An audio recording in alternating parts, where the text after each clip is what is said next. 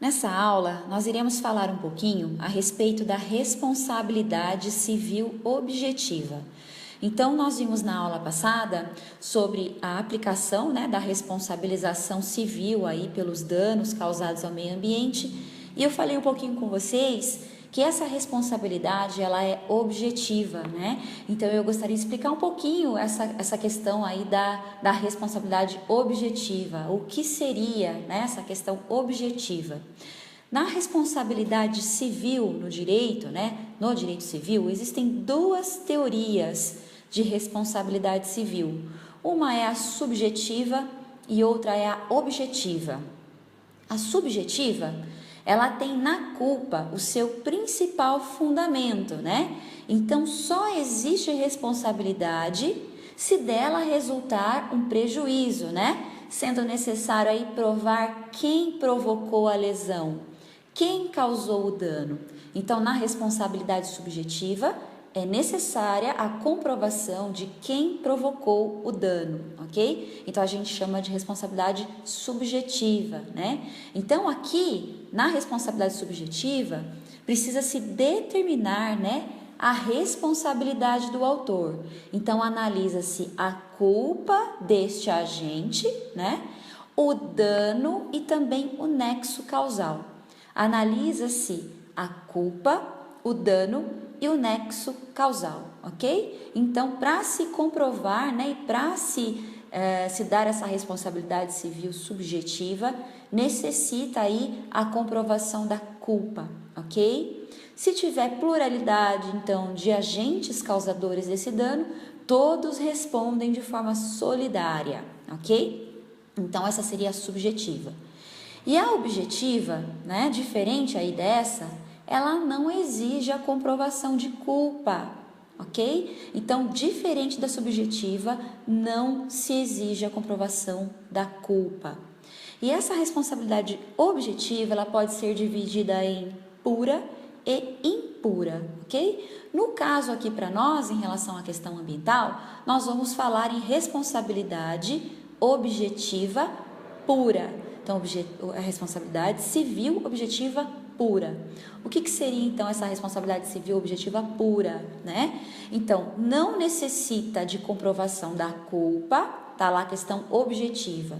E pura seria, se esse dano resultar, mesmo que for de um ato lícito, tá? O dano resultou de um ato lícito, mas esse dano causou aí perigo a outrem, Houve um dano ao ambiente que causou prejuízos a outrem, Então, esse dano deverá ser recuperado, independentemente de ser advindo de um ato lícito e independentemente da existência de culpa.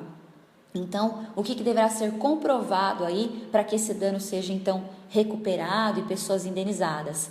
Então, deverá se demonstrar o nexo de causalidade entre o dano, e a ação que o produziu. Esse é o nexo de causalidade. Então, vamos de novo, vamos diferenciar aqui. Responsabilidade civil subjetiva.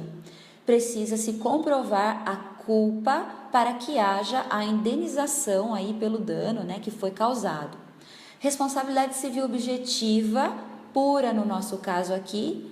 Esse dano resultou de um ato lícito, ok? Mesmo assim, se houve dano, ele precisa ser reparado, independentemente da comprovação da culpa, ok? Então, a gente fala no binômio dano-reparação, ok? Houve o dano, ele precisa ser reparado. A única questão que tem que ser analisada é esse nexo de causalidade entre o dano e a ação que produziu o dano. Então, pessoal, a gente pode falar então que o direito ambiental, no direito ambiental, essa responsabilidade, então, civil é objetiva, pura, independente da existência da culpa, ok? Uma outra questão, então, aqui interessante, um resuminho, além de ser independente a existência da culpa, é irrelevante, então, a origem desse dano, se ele foi de origem lícita ou ilícita. Então, dano reparação. Houve o dano, tem que reparar. E mais um ponto importante aí no nosso resuminho seria que não se aplica as excludentes, né? Que seriam força maior, caso fortuito e fato de terceiro aí nessa responsabilidade civil objetiva quando se trata de dano ao meio ambiente. Não existe essas excludentes, né? Vamos dizer assim, força maior, caso fortuito e fato de terceiro, ok? Comprovou-se aí o nexo de causalidade e se há um dano, esse dano precisa ser reparado.